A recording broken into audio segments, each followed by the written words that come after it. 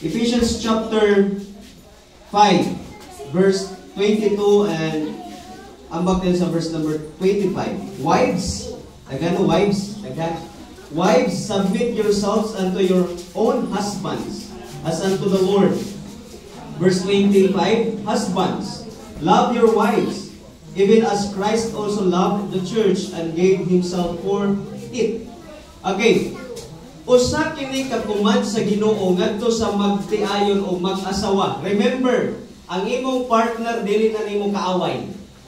Di gyud na nimo kaaway. Ayaw gyud mo nga ang imong partner, imong asawa, imong bana kaaway na nimo. Mo na nga kasagara ang uban, dali ra kayo mag-away, dali ra kayo magbulag. Tungod kay wala ko ganahin nimo, wala ko gihigugman nimo.